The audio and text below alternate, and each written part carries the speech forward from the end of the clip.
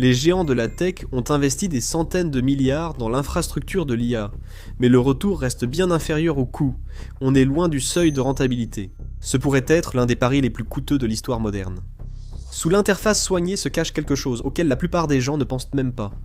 Un système physique avec des limites bien réelles, des centres de données qui consomment d'énormes quantités d'électricité. Les réseaux électriques sont poussés à leur capacité maximale, juste pour que tout continue de fonctionner. Et cela repose sur une armée cachée de travailleurs exploités. Vous ne pouvez pas rester en dehors de tout cela. Vous interagissez déjà avec ce système chaque jour. Le monde s'est déjà engagé dans un système qu'il ne pourra peut-être pas arrêter. Voici le mensonge de l'IA à 1000 milliards de dollars. Chapitre 1. La facture que personne ne veut lire. En 2024, les analystes de Sequoia Capital ont posé une question simple. Si les entreprises d'IA maintiennent leur niveau de dépenses, quel chiffre d'affaires annuel l'industrie doit-elle atteindre pour les justifier? Leur réponse était d'environ 600 milliards de dollars par an. Ce n'est pas ce que les entreprises d'IA gagnent aujourd'hui. C'est ce qu'elles devraient gagner pour que tout cela ait un sens financièrement. En ce moment, l'IA générative génère déjà des milliards de revenus annuels pour des entreprises comme OpenAI et Anthropic. Les analystes estiment que l'IA pourrait générer des milliers de milliards de profits d'ici 2035. Mais une grande partie des revenus annoncés ne sont même pas des bénéfices. Anthropic a récemment porté ses revenus à des centaines de millions par mois en 2025. Cela paraît incroyable jusqu'à ce que l'on réalise qu'il était également prévu qu'elle perde des milliards au cours de l'année. À la mi-2025, OpenAI a obtenu un financement d'une valeur de 10 milliards de dollars, mais comme ses coûts d'exploitation étaient si élevés, elle a demandé 8,3 milliards de dollars supplémentaires seulement quelques mois plus tard. Et XI d'Elon Musk, il aurait dépensé plus d'1 milliard de dollars chaque mois, rien que pour rester opérationnel. C'est un problème sérieux. Un problème sérieux qui révèle quelque chose dont les gens n'aiment pas parler. Dans les logiciels classiques, ajouter des utilisateurs après la création du produit ne coûte presque rien. C'est pourquoi des entreprises comme Microsoft et Adobe peuvent devenir incroyablement rentables. Le coût pour servir un client supplémentaire est pratiquement nul. L'IA, ça ne fonctionne pas comme ça. Chaque fois que vous lui posez une question, ça coûte de l'argent. Du vrai argent. La réponse réside dans l'interaction entre puissance de calcul, électricité et infrastructure. Donc passer à l'échelle n'améliore pas toujours l'efficacité, parfois c'est le contraire. Plus le nombre d'utilisateurs augmente, plus le système coûte cher à fonctionner. Les plus grandes entreprises et groupes d'investissement mondiaux se sont déjà engagés, avec des dépenses annuelles dépassant 400 milliards de dollars. La spéculation sur la croissance de l'IA est désormais un moteur clé du S&P 500. Le risque augmente lorsque l'on réalise que le marché, comprenant compte de retraites, fonds indiciels et autres placements jugés sûrs, est désormais fortement exposé aux caprices d'une technologie qui n'a pas encore prouvé sa capacité à s'autofinancer à grande échelle. Si l'économie de l'IA générative est si incertaine pour l'avenir, pourquoi chaque PDG d'entreprise dans le monde de la tech semble-t-il prêt à tout miser sur son avenir? Selon une enquête récente, environ 90% des PDG affirment que l'IA va fondamentalement transformer leur entreprise d'ici 2028. C'est un chiffre énorme. Mais quand on regarde les données financières réelles, la réalité est brutale. Seuls 25% des initiatives en IA offrent réellement le retour sur investissement attendu. 9 dirigeants sur 10 jugent la technologie essentielle, mais seul 1 sur 4 sait comment elle génère des revenus. Ce qui était une stratégie ressemble désormais à du mimétisme entre entreprises, visible en temps réel. Chaque entreprise tente de surpasser les autres, lançant vite des initiatives en matière d'IA et des stratégies axées avant tout sur l'IA, achetant massivement des GPU, car ne pas le faire nuit à leur image. Si cela équivaut à la version d'entreprise d'une ruée vers l'or, personne ne veut être celui qui arrive sans pelle. Et c'est exactement là où nous en sommes en ce moment. L'infrastructure est en train d'être construite à toute vitesse.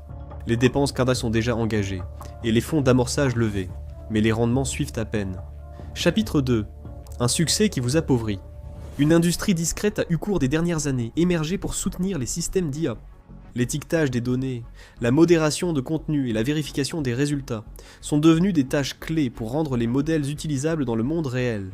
Elles font essentiellement la différence entre un système brut qui produit des résultats chaotiques et inappropriés et un système capable de répondre aux questions sans embarrasser l'entreprise qui l'a conçu. Tout ce travail se fait en dehors du modèle lui-même. Dans des bureaux et centres d'appel au Kenya, aux Philippines et en Inde, des milliers de travailleurs passent leur journée à corriger les erreurs répétées des systèmes d'IA. Dans certains cas documentés, Ils touchent pas seulement quelques dollars de l'heure pour filtrer des contenus violents ou explicites. Un rapport indique que les modérateurs de contenu dans les pays en développement subissent traumatisme psychologique, bas salaire et répression syndicale, des conditions jugées intolérables selon les lois du travail occidental. Cela ressemble moins à une avancée futuriste qu'à quelque chose du 19e siècle. Et c'est parce que, d'une certaine manière, c'est le cas. Le langage marketing autour de l'IA suggère l'autonomie. Des machines capables de penser, d'apprendre et d'agir, remplaçant complètement l'effort humain. La réalité était plus proche de quelque chose d'ancien et familier. C'est un système à plusieurs couches, où la partie visible est propre et efficace, mais le noyau interne, moins visible et désordonné, demande beaucoup de main-d'œuvre et se laisse facilement ignorer. Cela ne veut pas dire que la technologie est fausse, mais en y regardant de plus près, le mot artificiel fait ici le gros du travail. Une grande partie du fonctionnement de ces systèmes reste très humaine. Ce système humain ne disparaît pas avec l'ampleur du système, il devient même plus important. Quand un système dépend d'une grande infrastructure informatique et d'une intervention humaine constante, sa structure de coût devient très différente de ce que beaucoup imaginent. Au lieu d'une machine autonome et auto-améliorante, on obtient quelque chose qui ressemble davantage à un hybride, en partie automatisé, en partie soutenu manuellement, les deux étant constamment entretenus. Au début de la vague d'IA, des chercheurs ont constaté qu'un pourcentage énorme d'entreprises se disant start-up d'IA n'utilisaient en fait aucune IA significative dans leurs produits principaux. Dans certains cas, ce chiffre montait jusqu'à 40%. Cela ne signifiait pas forcément une fraude, mais suggérait quelque chose de plus important. Dès le début, l'IA a servi de signal pour attirer des financements, justifier de plus fortes valorisations et se positionner sur un marché où chacun devait avoir une histoire liée à l'IA. Si vous pensez que The Infographics Show utilise une machine secrète pour produire des vidéos en continu, sachez qu'il s'agit surtout de beaucoup de travail. Chaque scène et chaque graphique doit venir de quelque part, et créer tout cela à partir de zéro peut prendre des heures. C'est exactement pourquoi les outils qui accélèrent le processus sont importants. Et cela nous amène à Storyblocks. Storyblocks est une bibliothèque créative tout en un, remplie de séquences vidéo, d'animations graphiques, de modèles et d'incrustations. Donc, au lieu de créer chaque graphique à partir de zéro comme un maniaque privé de sommeil, vous pouvez prendre des éléments déjà soignés, les personnaliser et continuer d'avancer. Leur voix off IA, propulsée par Eleven Labs, peut générer une narration au son naturel.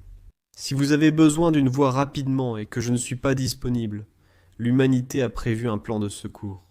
Pour des visuels personnalisés, leurs outils de montage vidéo IA, alimentés par Runway, permettent de générer et d'ajuster des éléments rapidement tout en gardant le contrôle.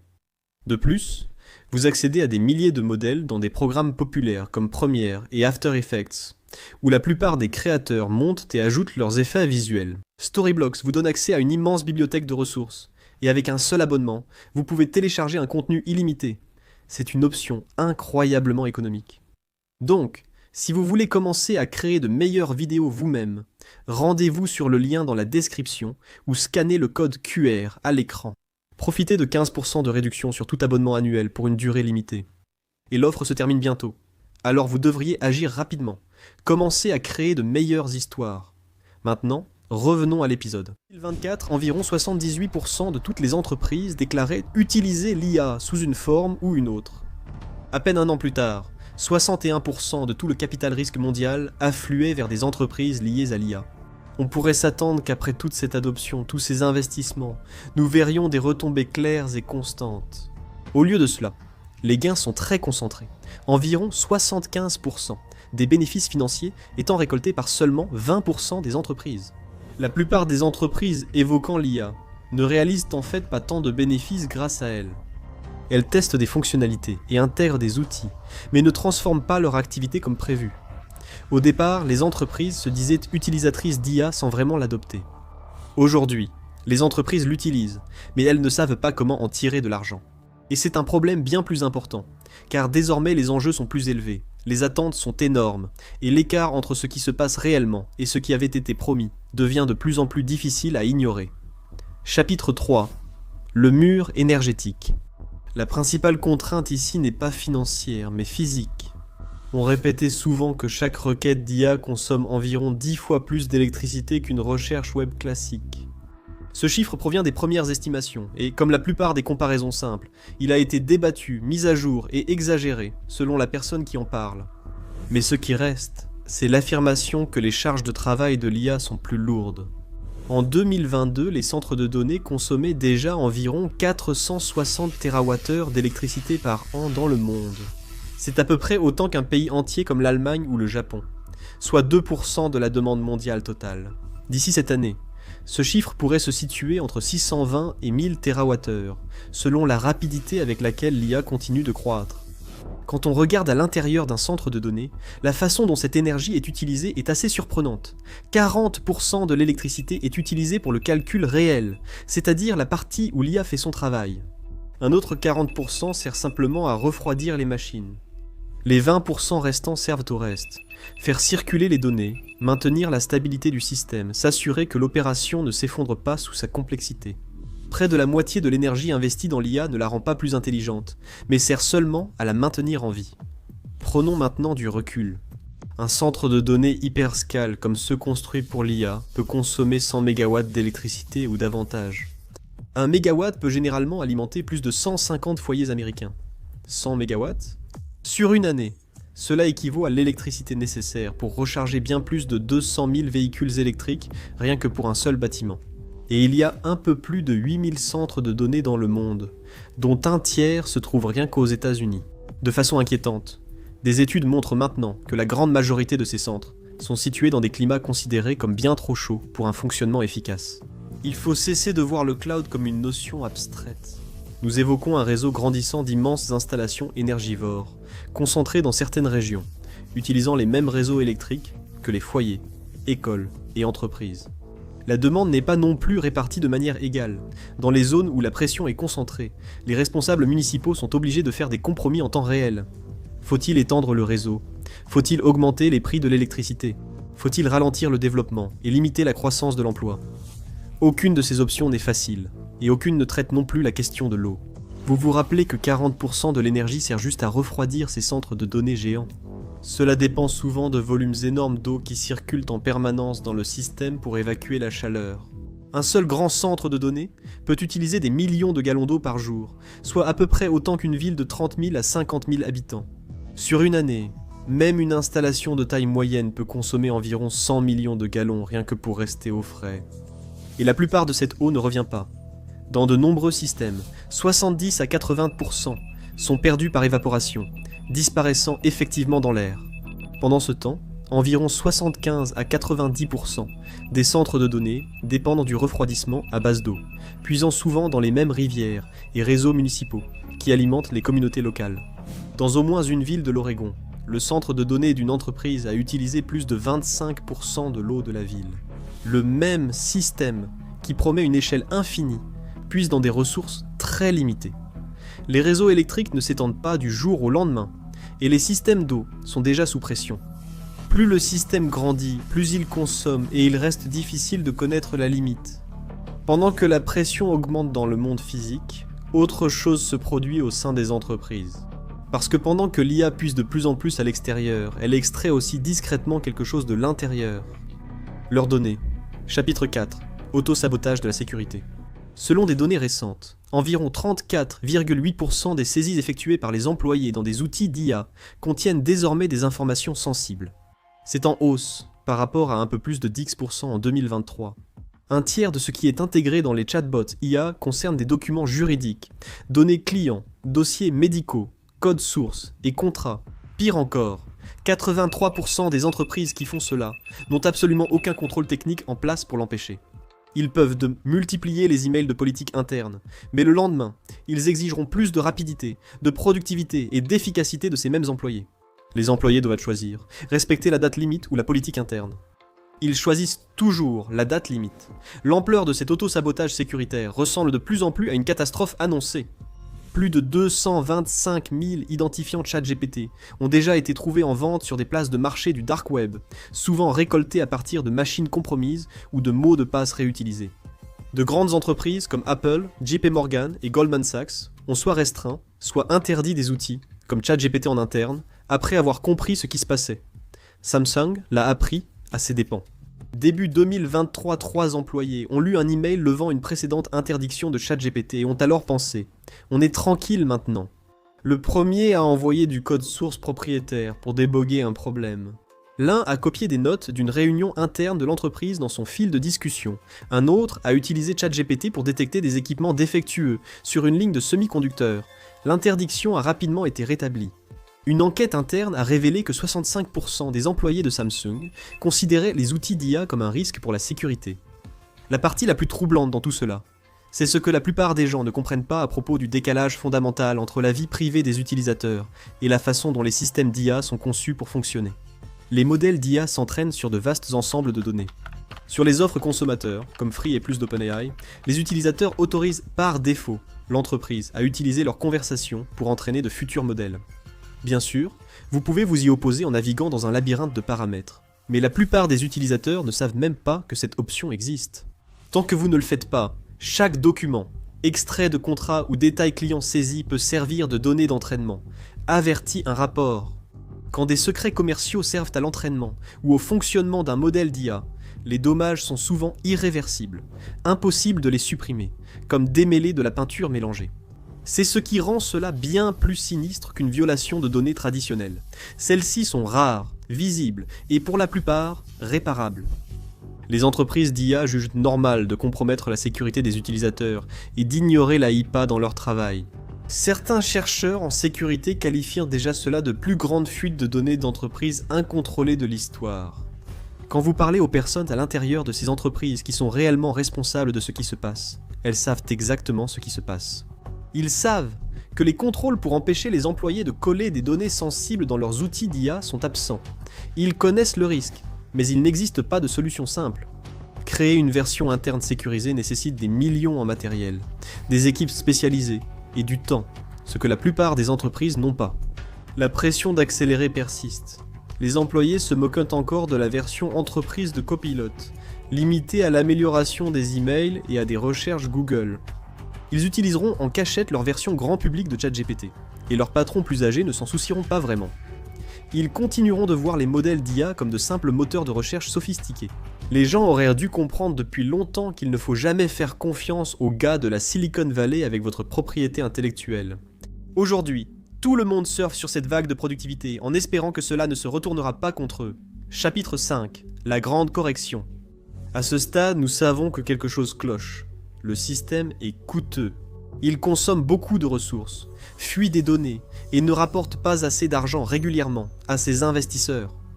Alors pourquoi l'industrie continue-t-elle de tout miser sur l'IA ? De l'intérieur, rien ne semble être un choix. On a l'impression de participer à une course à l'armement. Les avertissements répétés de ne pas prendre de retard ou de ne pas laisser la Chine nous rattraper incitent tous à avancer très vite. Cela paraît existentiel, mais ce ne l'est pas vraiment. Le vrai frein de la course à l'IA actuelle, ce sont les semi-conducteurs ou puces. Et les entreprises qui vendent ces puces, en particulier Nvidia et AMD, s'en sortent très bien.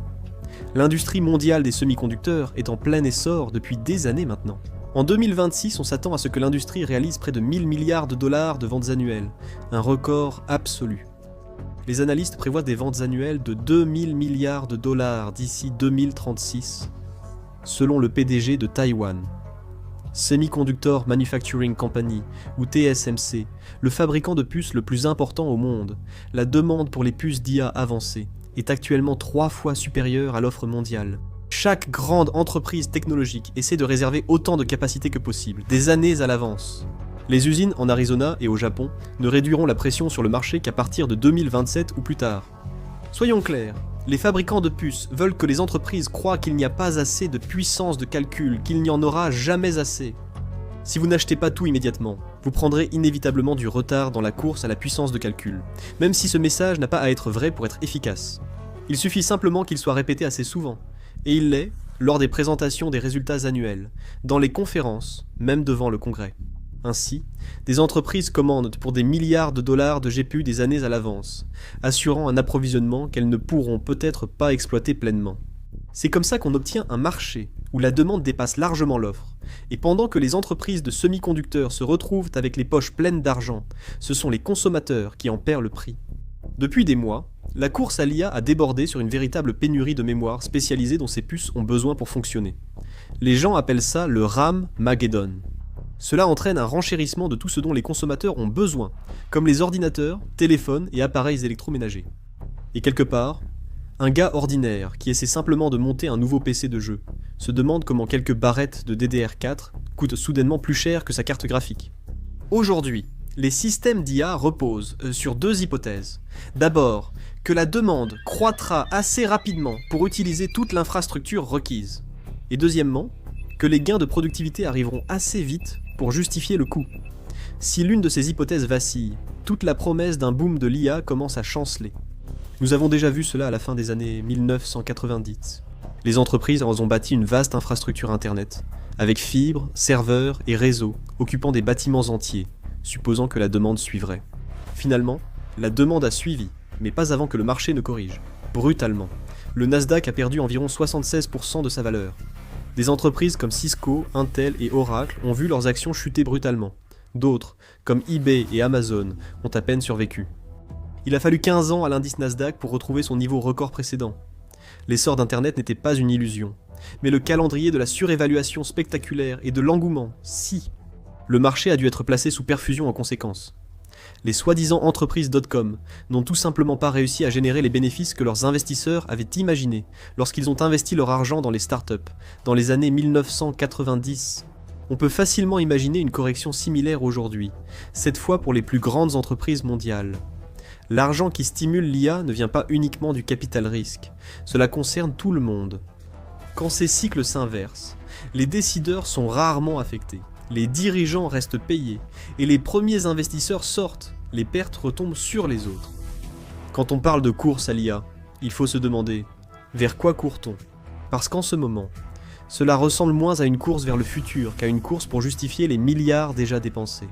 Si les retours tardent, les conséquences dépasseront la tech et toucheront tous les domaines. Et si vous pensez que le plus grand risque, c'est l'argent, le pouvoir ou les données, vous sous-estimez peut-être le vrai problème. Que se passe-t-il lorsque ces machines décident qu'une vie est sacrifiable?